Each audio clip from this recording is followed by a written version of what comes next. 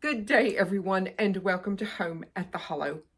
My name is Glennis, and well, this certainly isn't my kitchen, but welcome to the entry area of my home. I'm going to start this week, definitely this week, on this dresser. I actually started a little bit yesterday, and you guys will probably see that video intermingled with this one, but this little dresser, oh my goodness, has been a labor of love. I sanded now the top of it yesterday. Now I want to tell you guys, I bought this at a thrift store. I thought it was an antique store, but in all actuality, it was a thrift store. And I went there to buy my corner cabinet, which is right there. And I saw this little piece and I thought, oh my goodness, isn't it so cute? And it was just different. And I like furniture that has motion, so to speak. But I saw this little piece and I honestly didn't care if it was an antique or not. For me, that's not important. But it was just loaded down with stuff all over the top of it, you know. And I think there were things in the drawers too.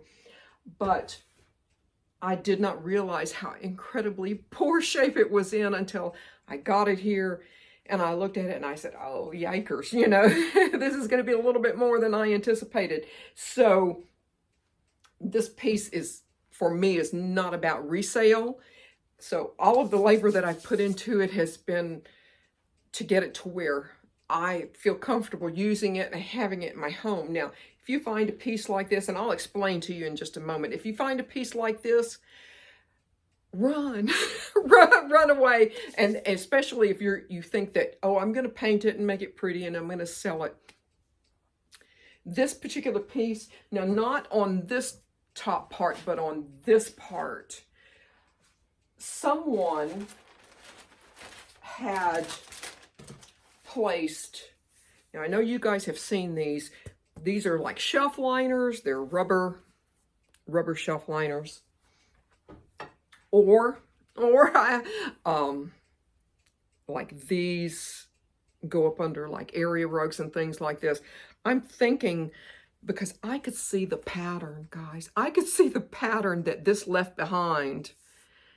So I'm thinking that it was a shelf liner they put, and there was two of them here. And obviously when they, you know, sold the piece of furniture to the lady that I bought it from, they obviously just yarded everything off of it. And there was a layer, oh my goodness, there was a layer of, I don't know if this is rubber or plastic or what this is, that had just melded into the finish of this furniture. Oh, wow. I went through a lot of sandpaper yesterday, but I did get all of it off. It was so bad it would gum up the sandpaper discs that I was using, and I used some aggressive grit there, but I got it done. And then as I started looking at it, I said, I don't think that this is, you know, going to be to the point where I can stain it and leave some of it stained, some of it painted, and, you know, do something really unusual and unique with it. I have not sanded the front of the drawers yet. I think I'll show you guys. I've not sanded the front of the drawers yet. I have sanded the sides and the top. But likely what I'm going to do is, I think that I shared this with you guys. I actually bought two of these some time ago, of Dixie Belle chalk paint in the shade Gravel Road. Well, it was a little bluer than I anticipated, and it works really good. I used this on both of my corner cabinets in the kitchen. It looks great. It looks really nice against the wood walls. Blue and browns go together so well, and I did all of the painting already on my corner cabinets. And like I said, I bought two of these. I still have 3/4 of this little, and that was 2 coats on there. So if you're going to use chalk paint of any kind, it goes a long, long way. And it's, you know, it's absolutely lovely to work with. So more than likely, probably I'm going to be doing the body of this in Gravel Road by Dixie Belle, simply because I have so much of it. Now I do have other chalk paints. Let me see what I've got here. I bought this at, you know, a big box store. I think you guys can see. I love this color. I do. I absolutely love this color, and I might use this dry brushing on here just to kind of keep it from looking so flat. I have actually several things. Now this is a decor transfer that I bought, and I'm still going to use it. I'm not going to use it on this piece because this particular piece, where it's going to go in the bedroom, you just actually won't be able to you know, see it for what it is and how pretty it is. So this is going to go probably on my tall chest of drawers, I think.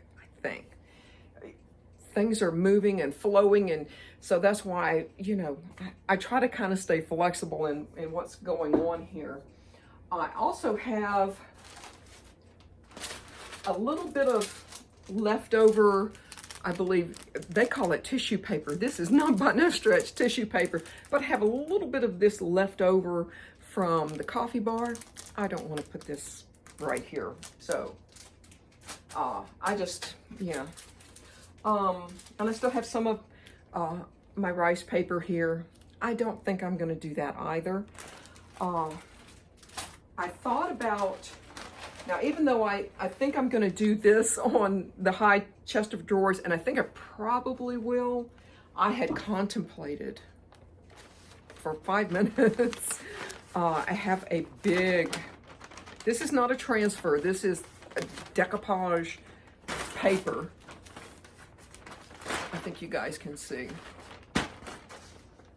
And it will fit on the front of my tall chest of drawers. I'm not going to use it there. I'm going to use it somewhere else, and that, I'll show you guys later about that. That's definitely for a rainy day. Now what I have been using to put these tissue papers on is by the same company. It's redesigned by Prima, and I've spoken about this before because I used it on my backsplash in my coffee bar. It's a decoupage gel. It's matte. I use a brush like this, you know, just a cheap brush, because once, you know, you use this, but be very, very careful with this. This goes way beyond, what is it, Mod Podge? It goes way beyond that. This stuff, you get it on your skin when you can get an edge and you think, oh, it'll just peel off. No. It's not going to just peel off. It stretches. So this is a bear to get off. So this is one of those things, if you want something to stay on for like forever, this is what you want. But on a piece like this, like I said, I put so much labor in it yesterday, I probably sanded over an hour just on the top here. And like I said, it came off, but if you were, you know, into buying damaged pieces of furniture to resell them, you would have never made your money back on this, because this I purchased, I believe she had it listed for $75. When we took everything out of it, and when it became super clear it wasn't an antique, she dropped her price. Well, I paid $60 for it. There's no way I could have sold this for the amount of labor that I've already put into it. So, you know, when you're looking for a piece of furniture, make sure to sell, make sure that it doesn't have any of this stuff left on the top of it. Oh, that was really so bad. I've never done that kind of sanding before. But if you find a piece of furniture, I'm very, very fortunate This did not have any odors. I'm fortunate, and believe me, I stick my head in and I look. But the first thing you want to do when you get it home, before you bring it inside, is, check it out. Is, make sure there's no really horrible aromas in it. You may need to leave it, sitting in your garage somewhere covered outside for a day or two to, fresh air, sunshine does a world of good. But if that doesn't work for your piece of furniture, the first thing that you want to do is to clean it. When I brought home both of these corner cabinets, I wiped both of them down with something like TSP or Crud Cutter. Now, I did not want to sand the body of either one of the corner cabinets because we'd already brought them in. I didn't want to deal with sanding inside. So I bought some liquid sandpaper and I used where I was going to paint. Now, I know that you've heard you shouldn't, with chalk paint, you should not have to use, you shouldn't need to sand or use liquid sandpaper, but I just, and maybe that's true, but I don't want to take a chance on my time, my effort, and have my paint start to peel off. Yeah, that's no good. At this point, I'm not sure what I'm going to do with this little dresser other than paint it. I think, like I said, I think I might get one of these colors and do a wee bit of a dry brush on it just to give it a little bit of depth. I have, and some of you know, I do a lot of barnwood signs. I paint a lot of barnwood signs. So I may get and go through my stencils and use something really, really pretty, either in this inset panel or on the front of the drawers. At this point, I'm not really sure what I'm going to do with it. It's not going to be just painted and then shoved in there. That's just not going to happen. It has to be special. It simply must be. I absolutely love this little piece. Another thing you can do if you bring home a piece of furniture that has aromas in it, other than cleaning it, wipe it, the inside of the drawers, wherever you think it might be, with a little bit of vinegar and water. That'll neutralize. You don't want to cover up any odors. You want to neutralize them. Vinegar and water is excellent for that. If you, even after you've done vinegar and water and you still like, I can smell that a little bit, put a little bowl of vinegar and set them in each drawer or whatever it is that you have. You can find little bowls and pour baking soda in it and put those in there. You put essential oils in your baking soda and set that in there. You can sprinkle with, if you have cat litter, you can sprinkle with cat litter and outside and let it absorb some of the odors. I would definitely, speaking from experience, I would definitely suggest, sweeping up your cat litter, because if you go to use your vacuum to vacuum up the cat litter, the odor-filled cat litter or baking soda or what have you is going to go through your vacuum. I have like, oh my goodness, I think like 3 filters in my vacuum. Well, I don't want to deal with either cleaning or replacing all of my filters. I don't want to ruin my vacuum cleaner. So I definitely suggest just brushing it out if you can, and maybe vacuuming up or at least wiping up what is left after you've done it. And, fresh air, vinegar and water, appropriate cleaners. And now as far as brushes are concerned, I've seen a lot of people here on YouTube say, oh, you must have these little round brushes to for your chalk paint. I'm not going to do that. I did not do that with my corner cabinets. I'm going to use just a paintbrush that I'm comfortable with. I might very well use this for my dry brushing. And of course, you guys know how to dry brush, right? Yeah, sure you do. I'm going to just get, just a little bit of paint, paper plate, and put just a dollop, a little bit on my brush and work it through my brush and then work it on my piece of furniture. And I might just very well video that, and because I can tell you guys, I have done a little bit of this kind of work, not a lot. This is a total first for me. I'm going to make mistakes. I'm definitely going to make mistakes, and I'll let you know. I'm always frank and honest with you guys, and if I blow it, then we'll just paint over it and start over again. But I'm so glad you guys joined me today, and we're going to get started on this so I can have a little bit of extra storage.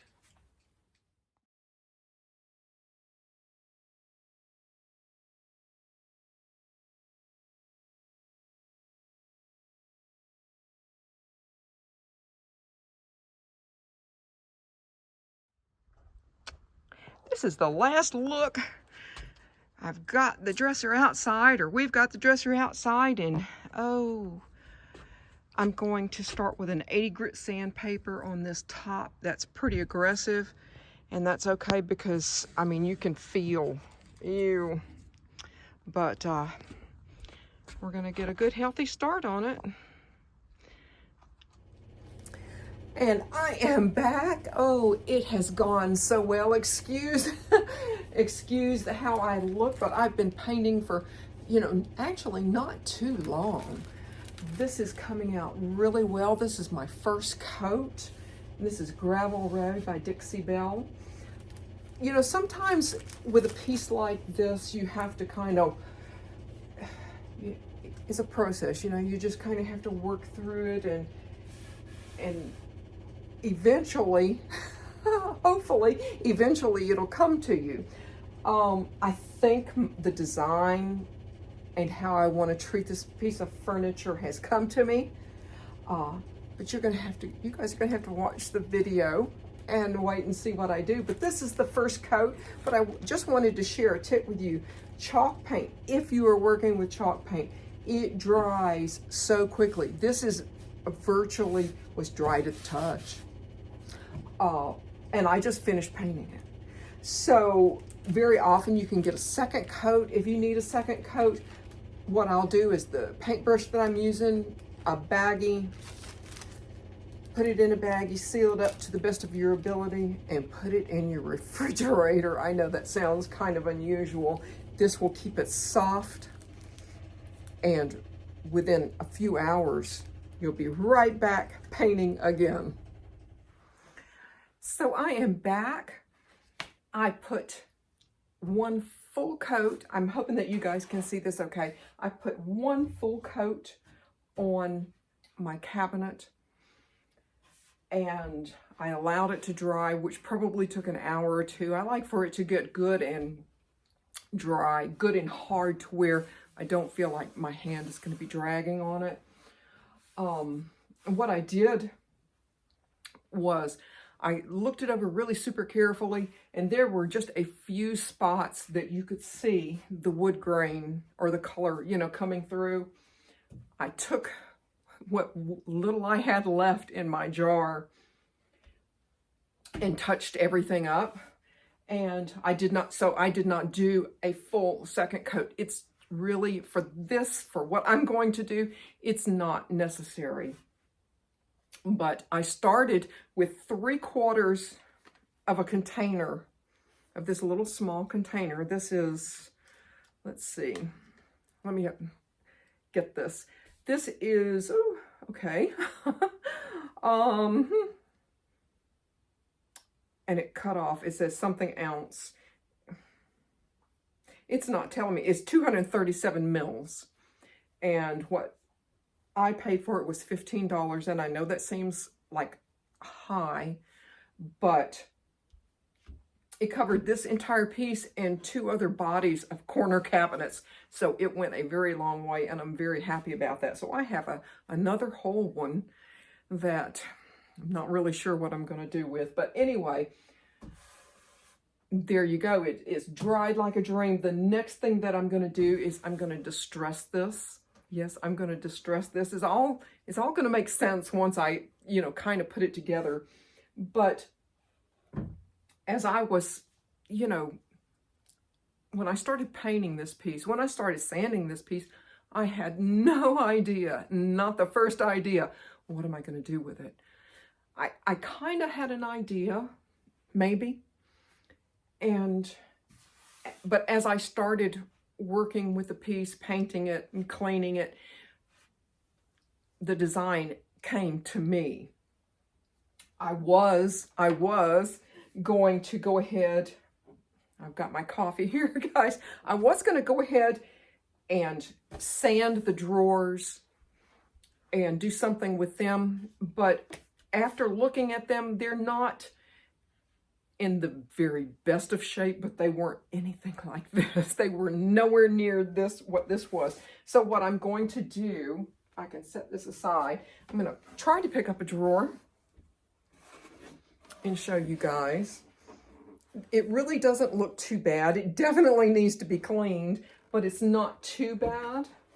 But what I'm going to do is just do a little bit of a cleaning with my crud cutter, just to, clean it inside and out, because I can see, like something had dripped here or something. But I'm going to just put a wee bit of the liquid sandpaper that I showed you guys yesterday, and I'm going to just do it in between where the holes of the knobs would be. Just a very slight amount, just very, very slight. I've never done this before, guys. Never done this before. Okay, I'm going to do that, clean it up to the best of my ability. And, I was kind of toying around with different stencils and things like that. And I'm like, well, what am I really going to do with it? I found a stencil I've got stencils all over the place, but I have this particular stencil, I think you guys can see. And it will fit just perfectly in between the 2 holes of where the knobs go. I think you guys. And what I'm going to do is I'm not going to open this, but I'm going to get a paint, a really, really good paint that's a little bit, I don't know if I'm going to go a little bit darker in this kind of shade or a little bit lighter. It's one of those things, I'm just, it's kind of like an adventure that you're going along with me, because I have, like I said, I told you guys I'm going to make mistakes and I have not a clue what I'm doing, but I really, really want this pattern on the front. I just don't know what shade, okay? I do have several different sandpapers. I've got sandpaper blocks and things like that, and I'm going to just put on my glasses here and set this aside. Now, I'm going to go back to my drawer first. Now, depending on what shade, I'm going to test this on a piece of wood first and see, because I just don't want to randomly say, oh yeah, this color is good. But once I get this stencil done on this drawer, I'm going to put a layer of poly on it, just to, so you can wipe it clean if you need to. But after that, now, if there is, any scratches that, kind of bother me or something, I've got a really great product here. I've used this for years and years and years, guys, and it's Howard's Restore Finish. They have different shades and things like that. The last rental house that I lived in, the kitchen was, really awful. And the cabinets that were there were dry and looked like they had not seen any love in a long time. They were clean, but it was just really a sad situation. I took my Howard's Restore Finish and steel wool, very, very fine steel wool, and I took that and I coated every bit of the cabinets because I couldn't stand looking at them. And it worked marvelously well. I've had other kitchens, I've done this in cabinets, you know, where it's a wood finish, of course, and it works like a charm. Works like a charm. It will buff those, you know, little minor scratches. I'm not talking about big, huge things, but little minor scratches, imperfections. I'm not going to do this over the entire drawer because I don't think that this product would be good on top of my stencil paint. And so I'm going to try that, you know, just to kind of clean up around the edges a little bit and, you know, buff a few, you know, spots out. I've got several different things here, and I'm just going to start going. And what I'm going to do is I'm going to expose as much wood color and wood that I can that will kind of blend in with the drawers here. And I already have a little bit of a go here. I see a little bit right there. I'm going to do the edges. I'm going to do all around. It's going to be more distressed than not. Once I do that, I'm going to wipe it down. I want to, you know, make sure there's nothing icky on there from sanding. And probably what I will do is I have various shades of stain.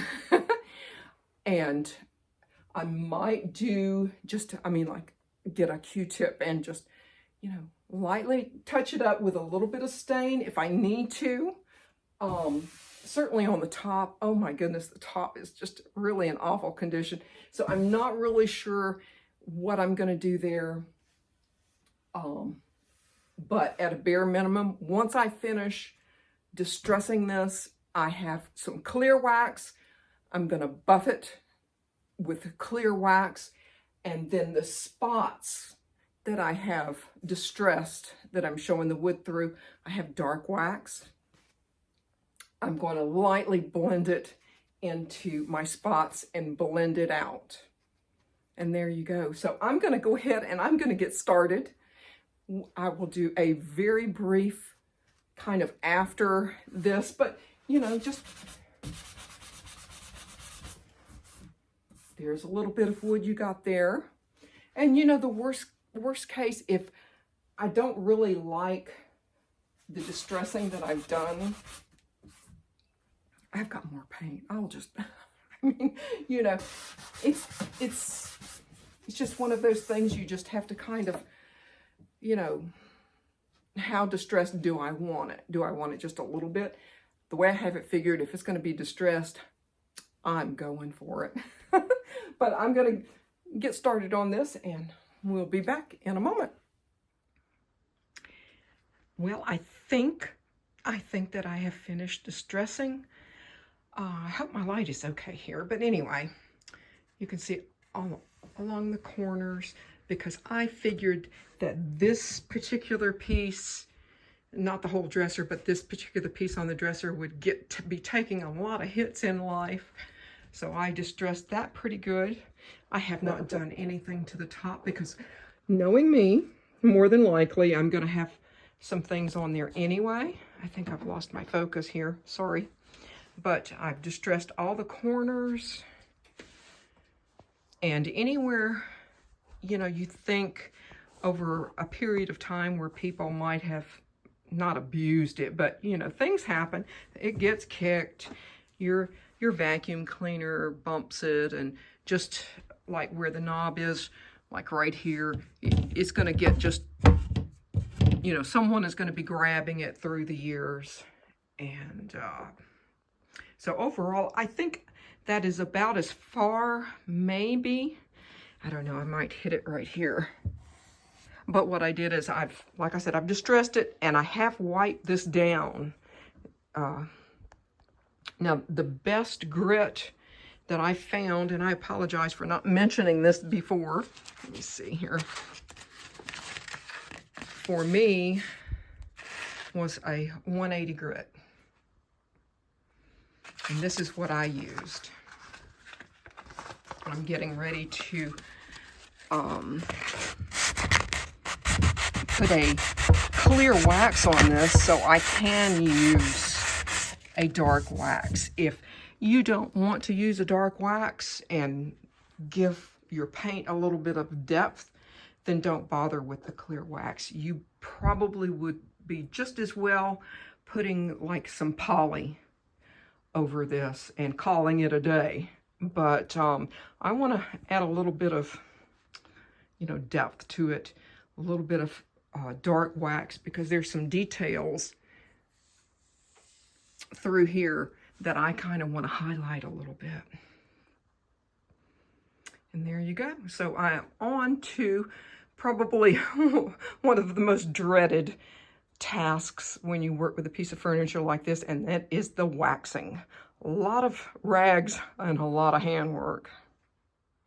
And by the way, guys, before I start waxing, this is what I'm going to use, a relatively easily available, hopefully, inexpensive wax. This is going to work just fine. There's no need for any of you to go out and buy, you know, anything else other than this. I also wanted to show you guys this clear wax. I've already done virtually, sorry about the light, guys, half of this. And really, I mean, it's just, you know, a few drops, making a mess. And let's get this out of the way. And just taking it, giving it a good go over. And I probably will be rubbing this for a little while today. And then I'll get a clean cloth, lint-free cloth, and go back over it one more time, not with wax, but just, you know, kind of buff it in a little bit better. And then I'll be ready for some dark wax.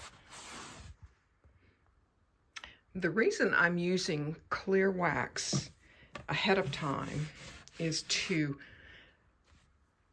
seal this, of course, but this, if you're going to be using some dark wax along some, you know, spots that you want to highlight or little details that you want to highlight, I found out years and years ago the hard way when I said, oh, I don't need clear wax, and I started to use the dark wax, and it just glommed onto my paint.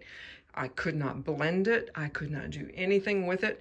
So anymore, I learned the hard way. Definitely clear wax first. I have finished my first clear wax coat, and I started kind of getting ahead of myself, thinking about colors. And I think I did maybe a little bit more distressing. But what I'm going to do, I've got a couple of different waxes here. The one that I'm going to be using, if I can get down here, is, okay, I think you guys can see my Annie Sloan Soft Wax in Dark. I've had that for years and years and years. So if you're just getting started or you use it very rarely, get the smaller one, because like I've had it like 7 years now.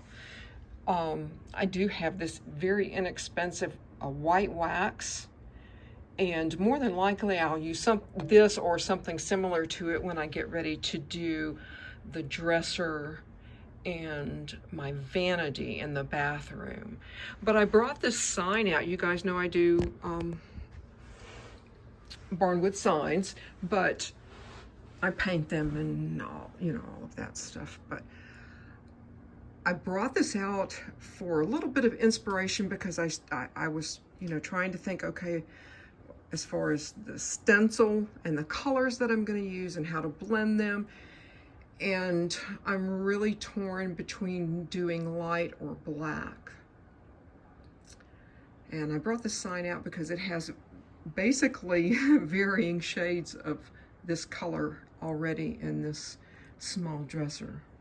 But we're gonna go to the table and we're gonna mix some paint. The clear wax is done, guys, and I think I can bring it just a little bit closer, but I've got my dark wax here. You can see it is 2/3 of the way full, and that's 7 years. So, you know, unless you're doing this repeatedly, and I'm using my same rag, it's, you know, you just need a very slight touch, just a very slight touch.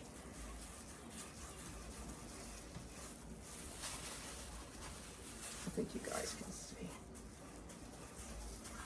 Just gives it a little bit of, you know, kind of mellowness. Even the paint along here, it just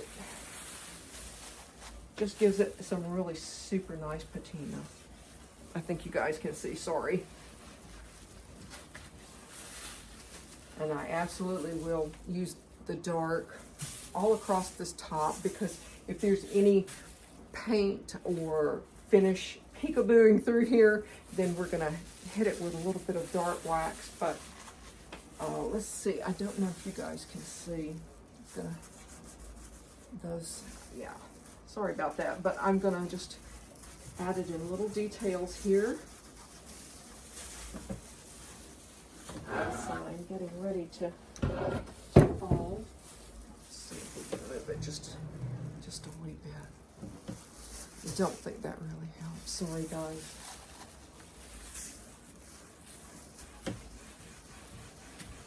And you'll see it, you know, you'll see if you have some like that and it looks like it might stay. It's not going to stay because of the clear wax up under it. And I like to do a little bit, you know, along the edges and work my way in.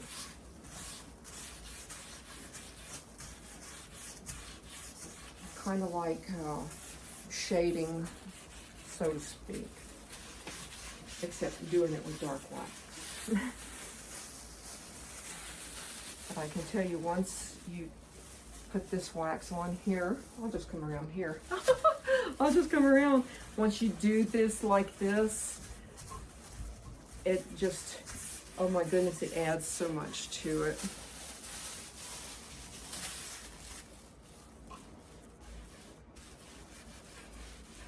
Now this Annie Sloan dark wax does have a little bit of, you know, aroma, and it kind of reminds me of like shoe polish, so to speak, which that sounds awful, but that's kind of what it's not strong. I mean, I'm working inside, and I certainly don't have a problem with working it inside. And if you see a spot, just go back over to it and give it a rub.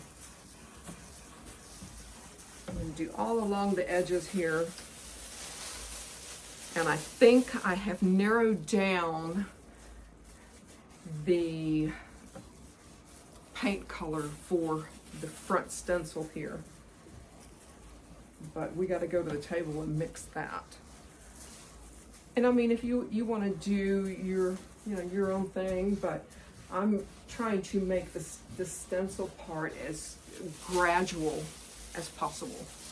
I don't, you know, I can sit from my table and, you know, have a straight shot looking here and looking at colors and looking at the sign that the Barnwood sign that I painted a while back. I made 2, I kept 1, and I think the reason I kept it, of course, you know, is to put up as decor during Halloween, but I like the colors in that particular sign. Very subtle, understated, nothing too bright.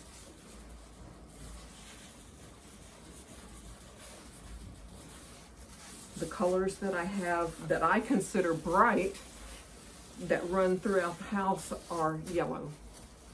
I like pops of yellow, pops of blue, and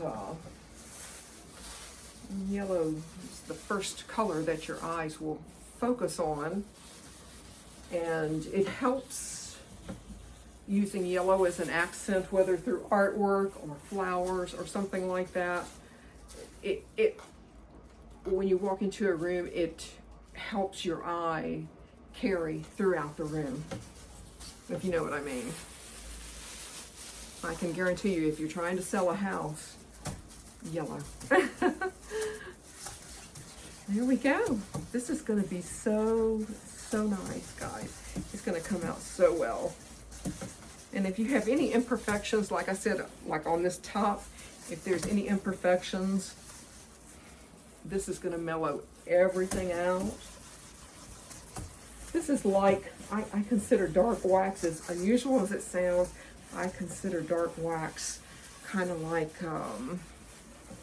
you know, your evening cocktail. Just kind of blends everything together and makes everything all okay.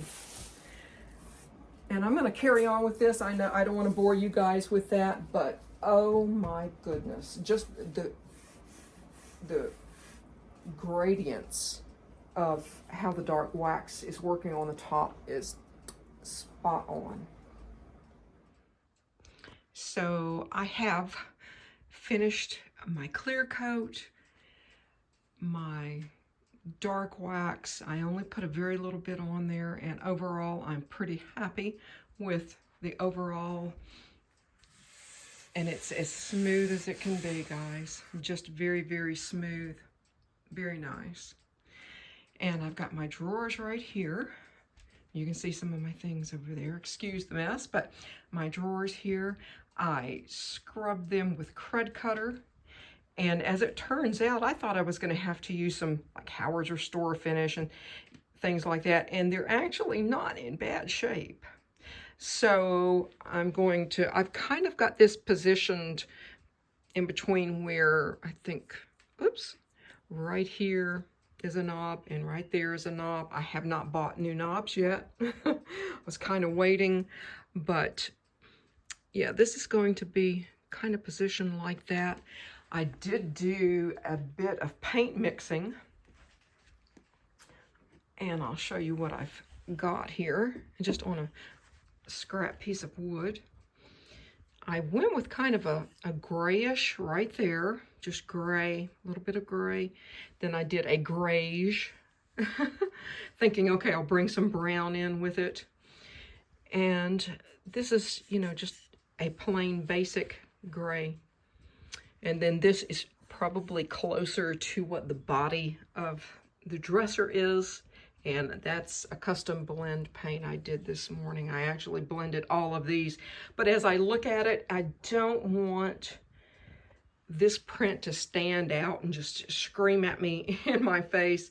So I'm going to start with this.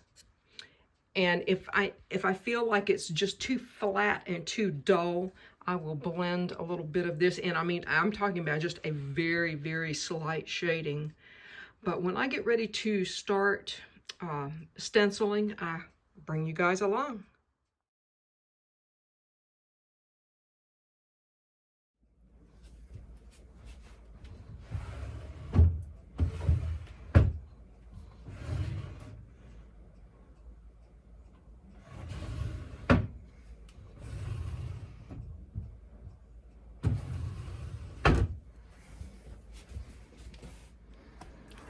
So guys, I have finally finished. I am so thrilled.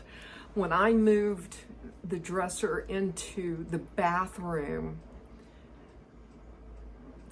that I hope to use as my vanity in my bathroom, I lost a lot of drawers. And so I bought this one, as you guys probably know, really super secondhand. It was not in the best of shape. I know that you guys have seen the pictures, but this is basically the finished product. I went this morning and I got the knobs for it. Not exactly the knobs that I intended to buy, but you know, you get there and it's like, oh, we have two. So, but anyway, it worked out really well. But I did do the stenciling. I think you guys can see I did do the stenciling on the front here. It's been waxed. It has been poly sealed. The stenciling's been poly sealed, and I'll bring you guys in a little bit closer.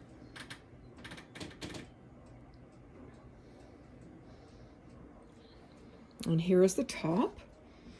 I did a little bit of work there as well. I'm hoping that you guys can see this. Sometimes I get discouraged just like everybody else, and I need a little bit of encouragement too. So there you go. But overall, I'm really, really super happy with it. I can't complain a bit. Yeah, overall it went really well. I still do have a few nicks like in this drawer right here. I think you guys can see. But that's okay. You know, it's just been loved an awful, awful lot. Now when I did the stenciling here, let me go ahead and set this back down, guys, sorry. When I did the stenciling here, I took the drawers outside and I did use like a matte finish poly on it. I do that with my signs, and I do that with all of my stenciling. I did not video the stenciling part because it would have made this already long video even longer. Now, if you guys are interested to know how I stencil, now my way is not necessarily the best way, but it's the way I stencil. If you guys want to know, I'll take a little board, I'll do a little sample for you guys, and you know what techniques I use to keep paint and whatever from bleeding through, and how to make it look, you know, almost hand done. Leave me a comment below and let me know, yes, I want to see you do a stencil, or no, thank you, no. Whatever you guys like, it's totally good.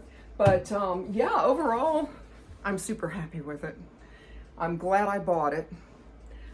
I would have never in 100 years been able to, you know, resell this thinking I was going to make a profit.